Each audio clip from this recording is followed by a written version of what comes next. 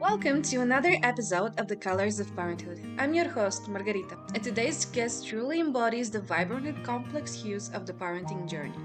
Welcome, Art, a dedicated stay at home dad for the past decade, founder of the Art of Fatherhood, and a father to two delightful daughters. Art has transformed the narrative around fatherhood, breaking stereotypes and redefining what it means to be a man in our society. Hello, everyone. Today we have Art with us. Art, could you please share with us a bit about your background and your story of becoming a dad? Sure. My name is Art Eddy. I run a website and podcast called The Art of Fatherhood. I have two daughters and my wife. We're very blessed to have two daughters. And my background is like I used to work in the radio world and industry. And then when we had our kids, we kind of wanted to have someone stay at home. And we looked at my wife's career and my career and like who had the more stable job. And she had the more stable job. So I became the stay at home dad. And then after a while, I started writing for a couple outlets and then started writing for parenting sites and then kind of spun off on my own. So been doing this for, let's see, my youngest is going to be 14 for about like 14 years now. Okay, wow. And did you expect what it was like when you become a dad? So I always wanted to be a dad. I enjoyed my family. I enjoyed the idea of, finding someone, settling down and having kids. But once I became a dad, all those maybe anticipation or ideas kind of went out the window, and it was the best thing. Like holding both my daughters in my arms for the first time when I met them when they were born was amazing, and it's just still to this day like it's the one of the best things I could be called as dad. So it's a truly a blessing for me. Okay, and did you always wanted to have daughters or it didn't matter for you?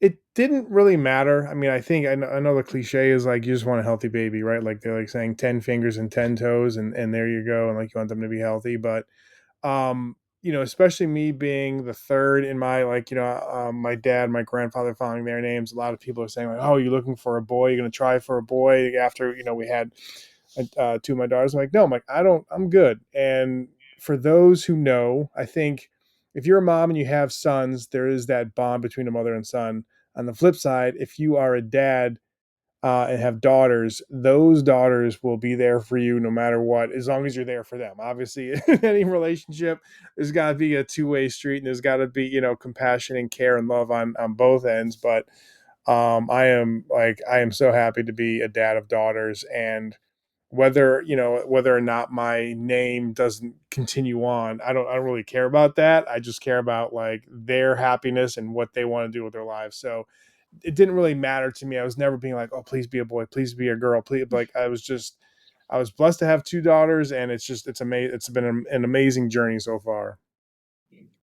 And now that you have two daughters, what would you say is your biggest fear having two daughters? Uh, I would say the my biggest fear is bel- like the fears that society talks about for women. I'm not a woman. I've been raised by my mom and my two sisters, and obviously with my wife and my daughters now. You learn more about what women go through than men go through. I think there was a recent article about um, like I think the New York Times did something about like they interviewed 100 women. They said like, what would you rather run into in the woods, a man or a Yeah. bear? And they said it was like most of the response was a bear.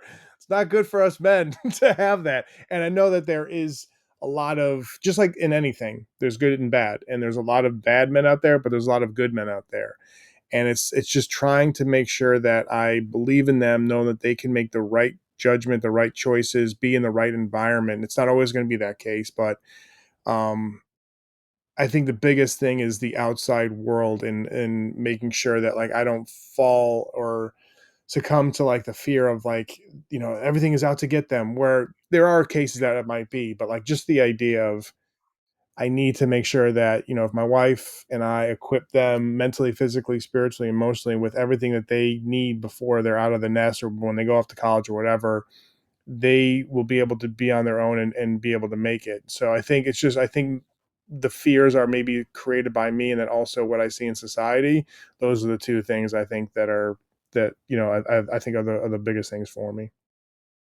Yeah, me being a daughter, I'd say like my dad was always afraid of like who I'm coming home with, like the usual stuff. Whereas my mom was more like just like the girly stuff. Let's do this and this and that. She wasn't that much of like she was afraid about everything as well, but that's a different topic.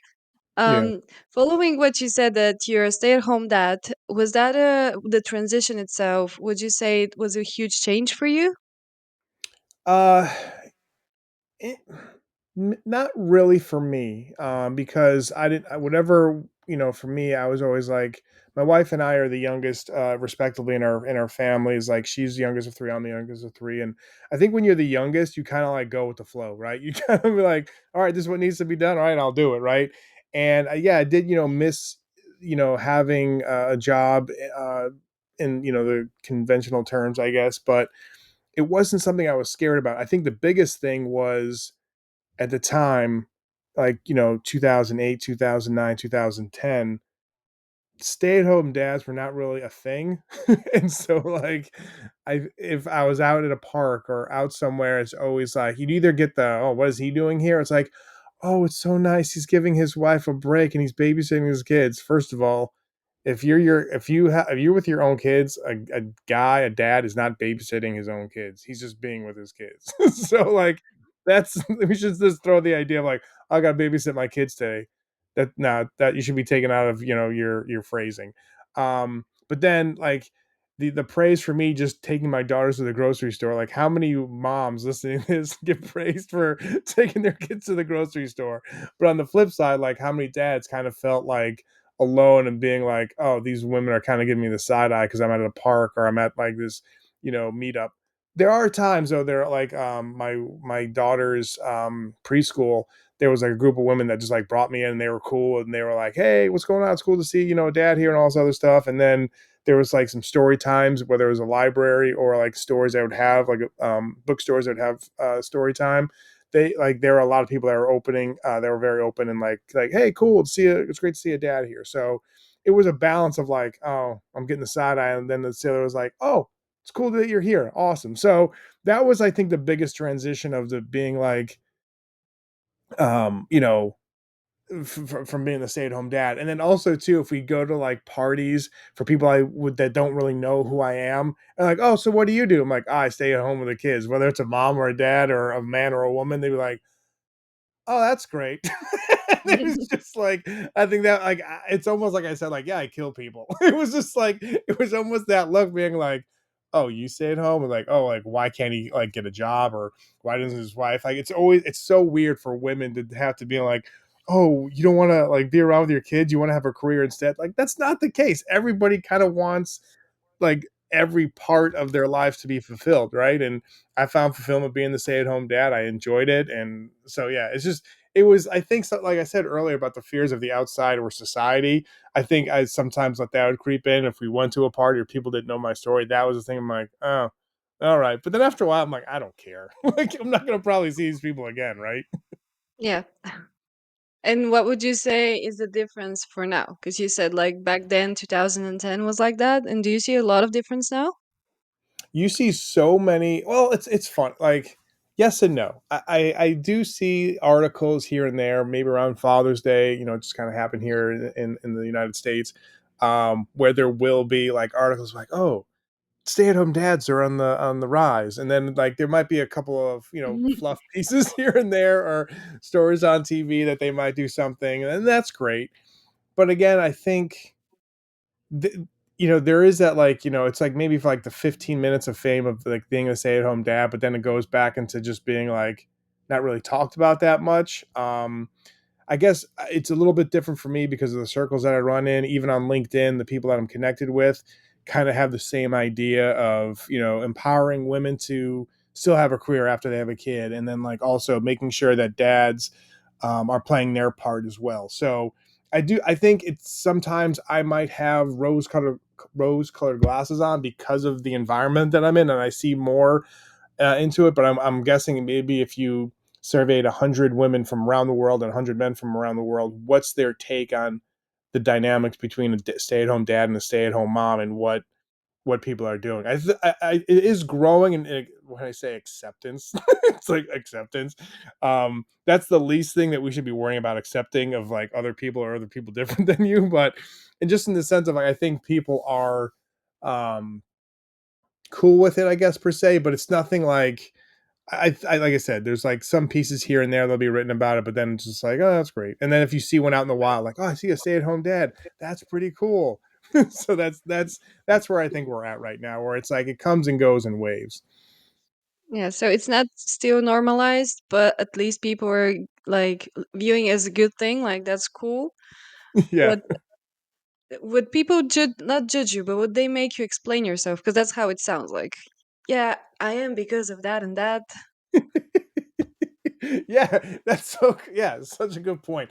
That's the thing where I mean, wh- I think it's always good to go into a place where you kind of feel uncomfortable in the sense of like, oh, I gotta maybe tell my whole story, or like, because then you'll feel that empathy of someone else that's different than you, right? And has a different like has a different view on the world, and you're like, oh, maybe like they are experiencing something similar to what I experienced being a stay-at-home dad, or a woman in the workforce, or like like a whatever the case may be, someone a minority, whatever, where it's like if everybody kind of has that idea of like feeling like a little different, a little alone, then there'll be, I think, more empathy and sympathy in this world. So it's just funny, like, yeah, it was just the idea of like you have to explain, oh, I'm a stay-at-home dad because of this, and it's almost like you have to give your credentials or your background story. And I'm like, I don't want to give the story again. I'm like, yeah, I'm a stay-at-home dad, and whether they perceive me as person A or person B, that's fine. Like when it comes down to it, you got to do what's good for your family, what's healthy for your family, and what works for you, right? Yep. And I just started wondering, has ever your daughters commented about it? Because probably they've seen many mothers being with their kids and you being the only dad there. When they were younger, not it didn't really phase them as much. And I think that's a great way that a lesson we can learn from like kids who are toddlers, where they just want to have everybody be inclusive and everybody just like come to the party and have a great time. And they're not really thinking about gender or what the gender roles have to be, or if you're a different, if you have a different skin color, whatever, right? Like that's the awesomeness of like a toddler's mind, where it's like, hey, everybody, come on, let's have some cake, or let's go to the park and play. Where for me, it's now they're kind of like they see it. They my daughters will sometimes help write stories on on my website, and we'll talk about certain things, or they'll see something in pop culture or a story like my daughters, and I think their whole family are fans of Taylor Swift, and so when the whole like Travis Kelsey was dating Taylor Swift, and then um, Harrison Butker, the kicker, I don't know if you saw that, made a like he was giving a speech at college. He was talking to both men and women, and saying that the best thing that his wife is a homemaker, and it was a lot of people were just saying, well, he's just speaking his mind, and that should be fine, which is true. That's cool, but half that college is women who just graduated with a degree being like, you went to college, just go be a homemaker, right? So like when that story came out, we had a really good discussion over dinner, just talking about not everybody's going to agree with you, not everybody is going to have the same take, and that's okay. If someone forces their views on you, that's a problem. That's an issue. But moving forward, it's good to see a different perspective, see maybe what their thing was like. And the more and more, like just going back to the Harrison Bucker story, his mom was like a notable doctor. It's just like, can you imagine if she was like the stay at home and like homemaker, she wouldn't become a doctor, right? So there's a lot of things where we talk about it now because of their ages, because of what they see in the world. And one's in high school. Actually, they're going to be both in high school starting in the next school year. But like, we definitely have these conversations, and they appreciate what my wife was being like, being the breadwinner and going out into the workforce now. Back then, and they also said like it was good for you to stay at home with us and show that dads can be a great parent just as a mom. So we have those discussions. I think that's that's good. And then again, just having our daughters realize like there's different sides to a story, and it's okay like to be on one side, but don't ridicule the other one just because you're on the other side of that viewpoint. Yep. And because you mentioned your wife, has she ever shared with you that she actually encountered some stigma around her being the breadwinner? Yeah, I mean, there were certain times where maybe not being the breadwinner or being like, in the workforce after she had kids. I think the biggest thing is just as she's rising through her career and getting higher and going up the corporate ladder, so to speak. Like, I think there is still a discrepancy of like she might go into a building or an office meeting, and there's like let's say there's 10 people. It's just like her and another woman, then the rest are, men, right? And I think And that out of anything, I think that was the biggest thing. And again, that's something we talk about, the four of us, not just at dinner, but if we're on a hike or we're walking and we just, have an idea, if we're just sitting around in the family room and just having a discussion, we'll talk about that. But nothing really like, oh, like she never got shamed for going back to work, thankfully. I think the biggest thing, the struggle for her when she was going back to work, when it came to, just being a new mom, or a mom for a second time, was where can she go into a place to pump breast milk or something along those mm, lines while she's working. There were times where we met if she had a function at night, like to go to work or go see her family, because at one point her dad was in the hospital, so like she would like go to work and then like go see him, and I would like meet her in a parking lot. She would nurse, and then like I would take the kids back, right? But I think that was the biggest thing, and one of the things I'm proud of, especially sharing that story, I worked with a company called Medela, and their breast pump products for women who just had kids. And we worked about like my angle was like how dads and also men in the workforce can be advocates for women, and there's set up designated places for them to pump while they're mm, at work. And you learn more about stuff about like what people can do, and it might be an awkward conversation for a guy to talk to a woman about breast pumping, and breast milk and all that other stuff, but it's like you can bring the HR and just there's different ways you can help out. So what my wife experienced years ago and now recently working with them, like I felt like, oh, I wish someone was like like we had someone was doing that, let's say like 13 years ago, so my yeah. wife didn't have to really worry about that. That would have been cool. But it's just like, again, like part of my podcast is not just talking about dads and talking to them about their journey, but also how can we as dads and men be there for women in different circumstances that we probably never thought about. Yeah, that sounds great. And is it normal for women to breast pump outside? Oh, yeah. So like they try and do stuff like depending on what they're wherever they're at, but like that company Medela was like they set up different places in work, so it's just a designated area, right? Not just a bathroom. I was talking to the CEO of the company, and he was saying like, you wouldn't make a sandwich in the bathroom, and why would you think that women should like pump in the bathroom, right? So like, depending on what type of company was aware of like what needed to go on, they would have like designated rooms for them to pump while they're at work, just so they could get the milk out there, freeze the bags or cool the bags, and when they came home, you could do whatever with them. So that and here in the states at least, there is that movement of like trying to find places, designated Mm, areas, so that women can feel supported at work and at home, and just the idea of like they can still pursue their career but also still take care of their kids. yeah, and it should be normalized as it's a part of like having children, which is part of having more and more life in the world. So Yeah. and I wanted to ask you, were there like a huge difference between your first and second child? Because I heard from a lot of my guests, like they experience different obstacles and also obstacles between the partnership, like how to manage their work and their time. Yeah, great question. Yeah, for people who have one child, they're thinking about a next one. People are like, oh, like the first child might be your sucker baby, being like, oh, everything was fine and it was great, and then you have the second child, like they were up all at night. I think sometimes we forget, as if you had siblings, you weren't exactly the same, right? You were different, and I especially when having two daughters, like, we've been there before with our second, like we'll be fine, we'll know what's going on, right?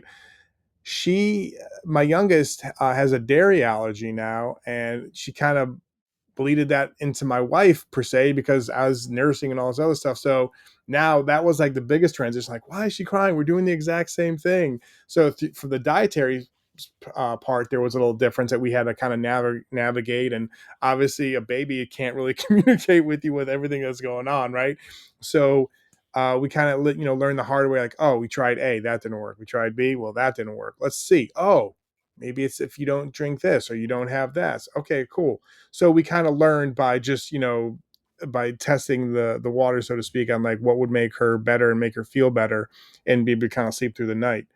And the other thing too is like, just for parents out there who are thinking about having a second child, like you buy something for your kid, like we bought like this little jumper that you like put between like a door frame.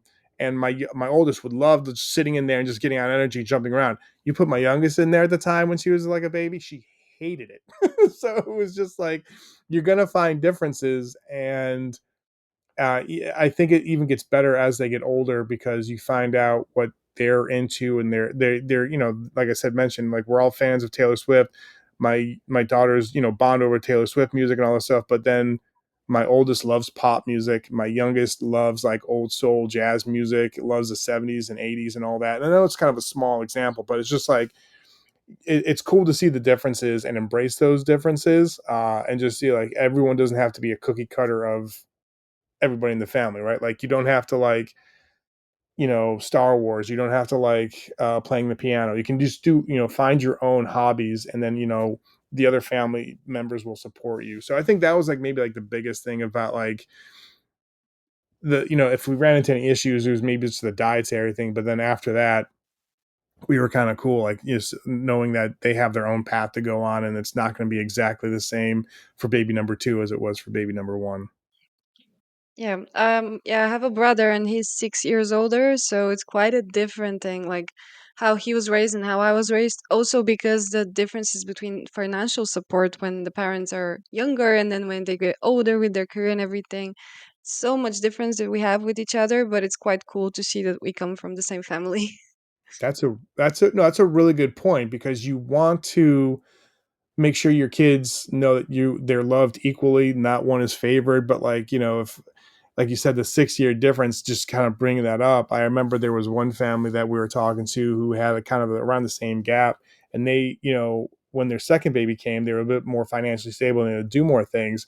And they said like the oldest be like, why are we doing this? We never did this when I was younger, when I was her age and all this other stuff. So and they said like, well, we talked to them and we explained, like we didn't go into a lot of detail, but this family was like, the couple was talking to my wife and I, and just saying like, this is where we were at when you were born and how we were trying to manage and navigate it. And as we got older, we got better at being a parent because we had more experience. We understood what was going on, and we saved certain things money wise, and we didn't go out as much to eat just because we were like trying to have a better wealth management system. And I was just like, cool. And like your oldest kind of understood. He's like, he did. Was he still kind of ticked that like maybe we're doing a little bit more, now than it was then? But he's like, we're still all enjoying it. And he's like, yeah, it's a good point. So it was just like, that's a really good point that sometimes, you got to be aware of that maybe in your head as a parent, like this is why we're doing this.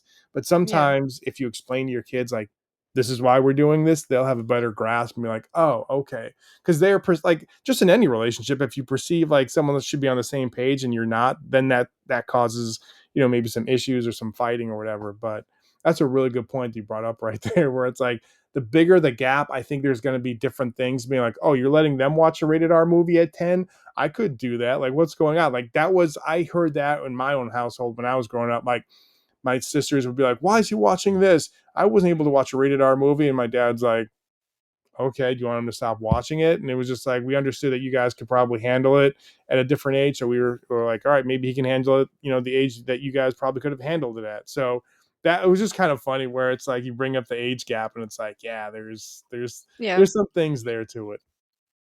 Yeah. And how old were you guys when you had your first kid? I was 29. Okay. And was it a planned baby?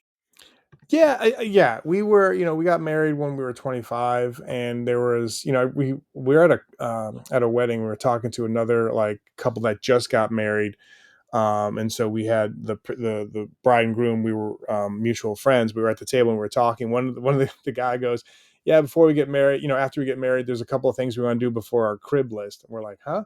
He's like, "It's like a bucket list, but we do want to do things before we have kids." I was like, "Oh, I never really thought about it that way, right?"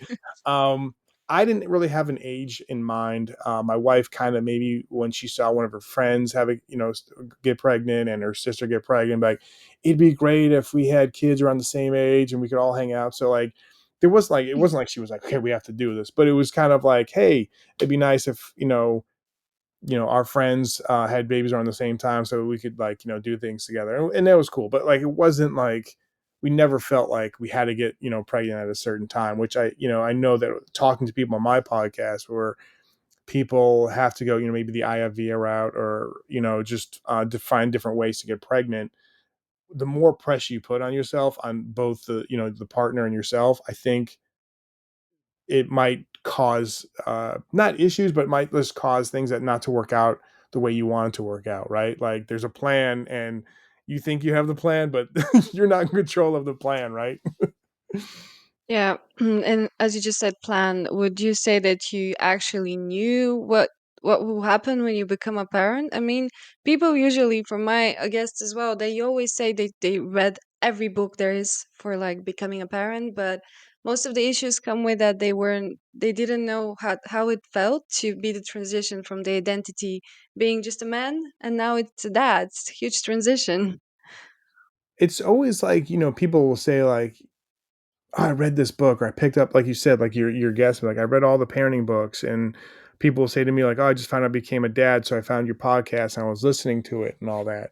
And I said, "Oh, thanks. I really appreciate it, and I hope you get a lot out of it." But it's kind of like almost going into the future, when you tell your kid like, "Don't touch that pot, it's hot. Don't touch that pot, it's hot." Okay, don't, and they touch it like, "Oh, it's hot." Well, I told you that, but you didn't grasp it, right?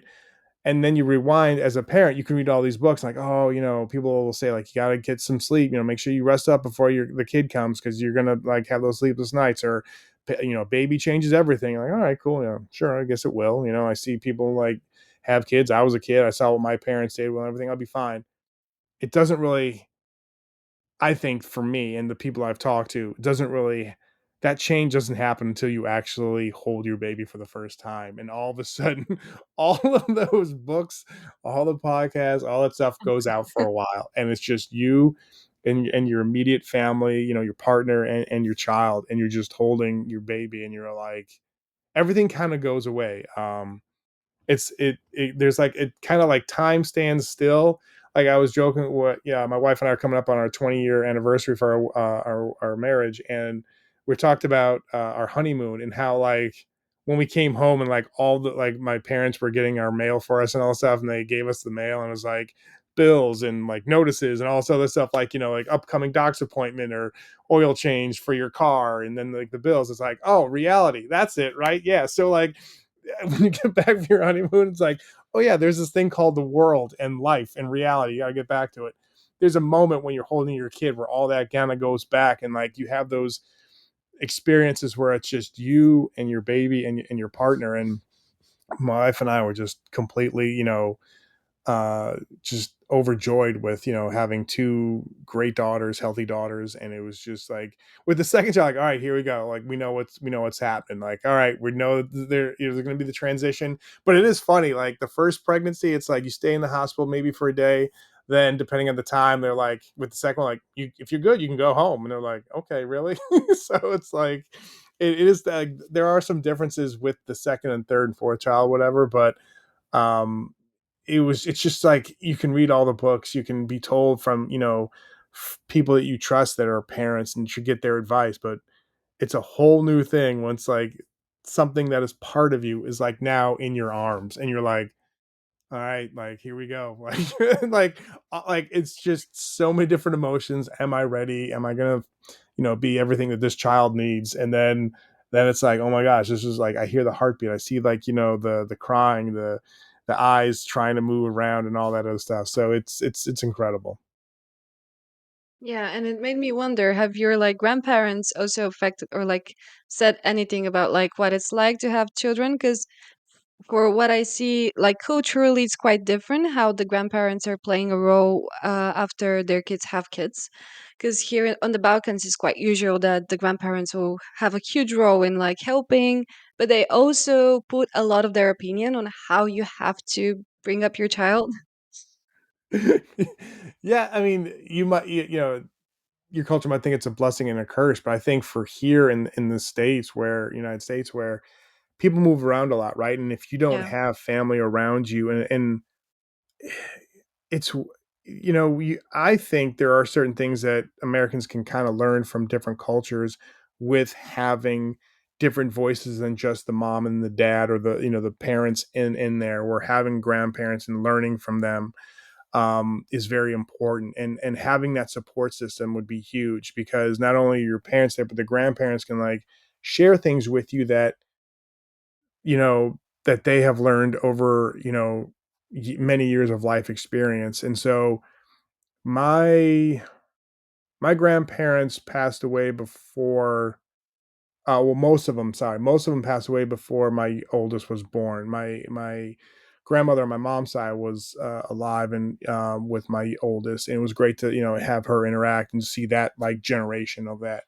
And yeah, we, me personally, in my family with my mom and my dad and my sisters, we moved around a lot, and so we would have to go few and far between visits to back, in New York, where my family would be, and see them and all that. But I my wife had like family and friends all around her, especially family all around. So there would always be like time, like family was important. Not that saying family wasn't important for us, but it was just like they always had those, like every if they were celebrating a birthday or having like end of graduation, whatever, like everybody would be there. Whereas for me with my family, since we moved around a lot, depending on where we were, the grandparents weren't around as much. So like I missed some of that, right? And so my mom has passed away. My wife's mom passed away. So it's just my dad and my wife's dad. And my kids will sometimes miss on not having a grandma. And my wife's aunt is a really good like pseudo grandma. She fills in that kind of role.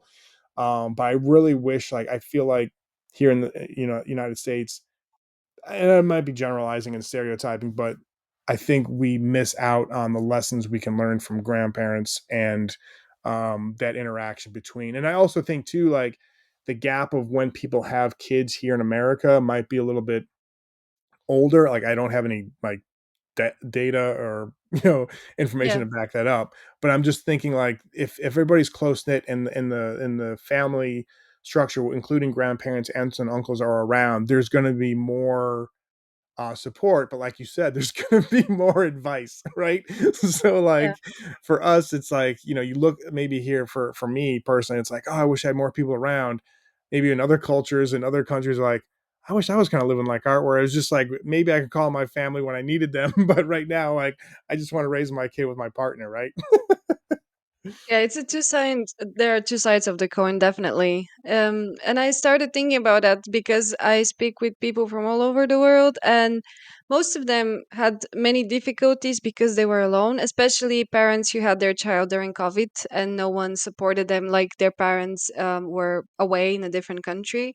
Yeah. So I think it's a blessing that here we're quite close, and my grandparents, I learned a lot from them, and I would say definitely having them here, I know that they helped my mom having a career and my dad as well, so it was easier for them, but it's just part of our culture. That's I always ask this question. No, it's a great question. Again, that's it's something where it's we try and tell our kids like get to know people before you judge them, and learn, and you can learn so much from other people and other different experiences. Like you don't want to be in the same room where everybody agrees with you. You want to have good conversations. You want to hear different perspectives. So yeah, I think that question is fantastic, and the fact that you're aware of like, hey, how do other cultures or countries do it, I think is great, because we can learn so much from each other if we just took the time and like had the chance and opportunity. So awesome question. Yeah. um I was curious in another context, has your vulnerability been affected because you have daughters? I mean, like having daughters could be different from having boys and how they experience everyday life, and now that they're going to be teenagers, hormones and everything, Are you like, based on the fact that there is stigma of men being vulnerable and sharing their own emotions, would you say that this affected you having daughters?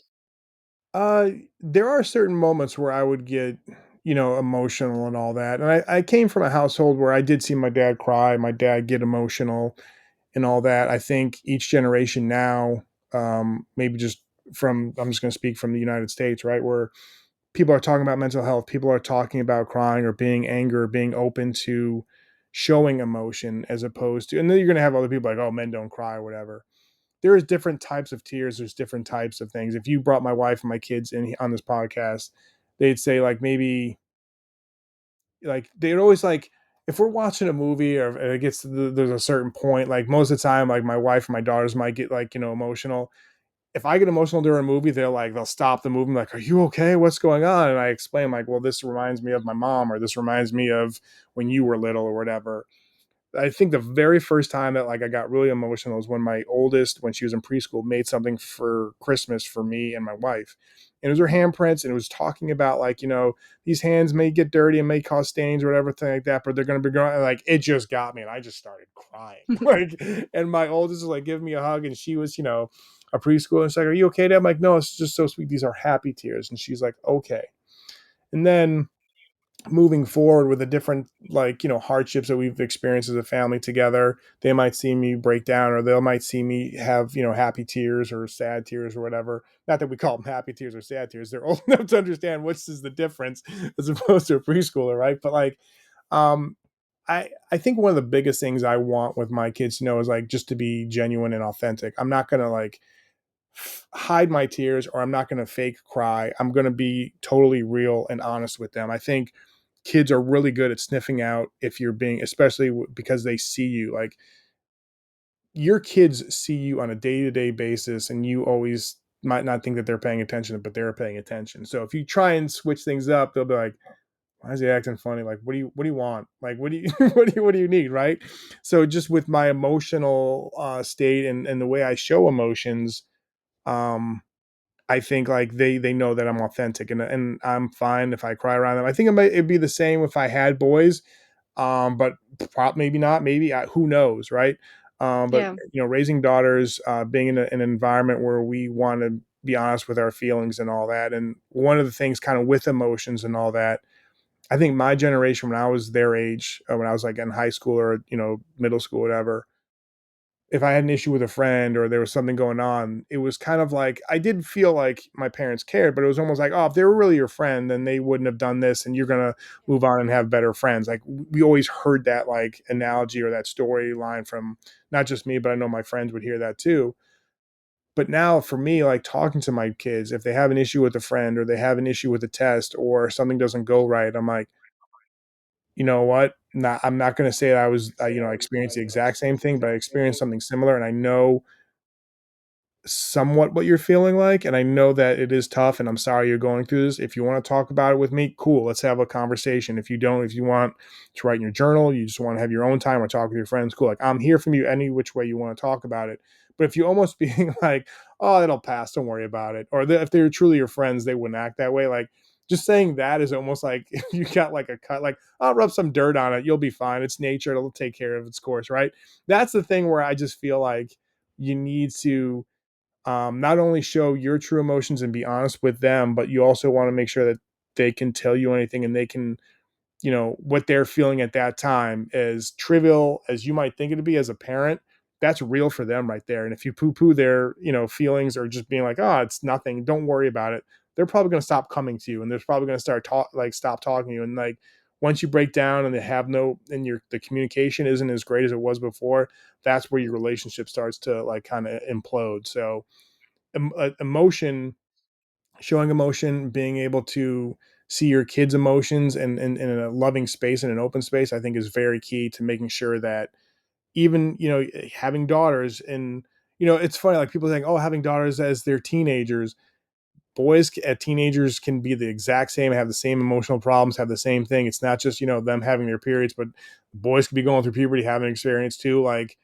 I just feel like we always need to, be there for our kids at whatever stage. And like, yeah, the stereotypical idea of like, oh, girls are crazy when they're like very emotional. Well, if you buy into that, okay, then you're going to set up your whole family to be like crazy during the high school years. But if sit down with them and talk with them, I think you could be okay. Like, yeah, we have some issues with our kids sometimes with what they're experiencing, what we're experiencing, but for the most part, like we don't have those stereotypical like breakdowns or issues because I think everybody in this household knows that we're there for each other and whatever they're going through, let's talk about it and see how we can help each other out. Yeah, that's beautiful. I definitely say that there is still stigma around women being more emotional, and that's why I asked that question. And I want to say that mainly, in my opinion, is validating emotions to the person, whatever gender. So, because if you just say that happens to everyone or it will pass, this is devalidating your emotions, and that will make the person just stopping themselves to show them. So it's great what you're saying in your household. That should be like that everywhere. Um, and as the time goes by, I have one last question, which would be, what advice would you give for a dad that wants to be stay at home but has all those automatic thoughts of like, what would people tell me? How would I look? What would I tell for my kids after that? Great, yeah, great question. So one of the things we try and tell our kids, right, is be you, be comfortable with who you are, right?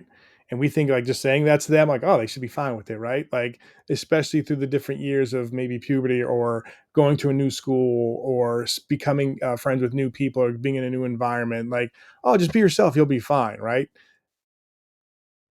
Dads, stay-at-home dads, if they're thinking about that and then, like they're talking to their partner and being like, "Hey, this is what I want to do," and maybe the wife she wants to go out and focus on her career. That's something that you and your spouse need to talk about. Like you need to like talk about put it like on a pen and paper, like the pros and cons and all the feelings you're gonna have. And you might think like, oh yeah, I can be the stay-at-home dad, I'll be fine. There's gonna be times where you feel alone. There's gonna be times where you feel ostracized. You're gonna feel like you're not doing anything. First and foremost, like there's so many different cliches, like, you can never get time back with your family and all this other stuff. If you become the stay-at-home dad, it may not be everything that you pictured. There's going to be some struggles. There's going to be some tough times, but you're doing it for your kids and your wife and your family and you got to realize like you are going to experience it different than other stay-at-home dads or other parents in general. And I think the biggest thing is you need to communicate with your wife, being like, hey, this is what I'm feeling today. Like my wife and I try and talk like every day at night and just be like, talk about just us two, away from the kids and just saying how our day is. I mean, she works from I work from home, so like maybe around lunchtime we'll have those discussions, and we're very grateful for that.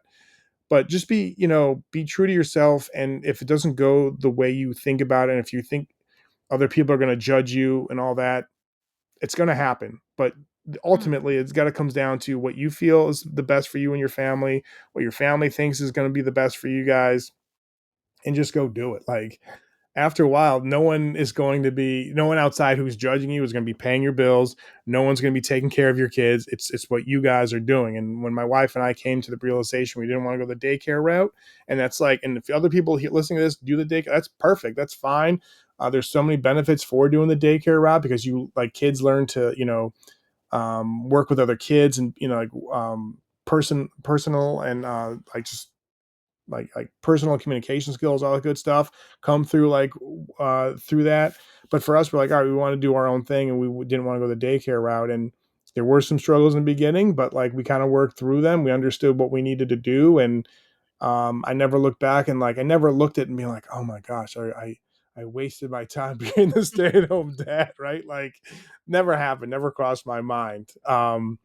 Yeah, so I just stay true to who you and your family are, and just do the best you can for each other, and that will ultimately prove that like it's more worth than its weight in gold. And you might have to budget things, you might have to like things might be tight after a while, and that's why I started kind of doing the Art of Fatherhood, so I could bring some income in to help out, because as you get older, as your kids get older, things get more expensive.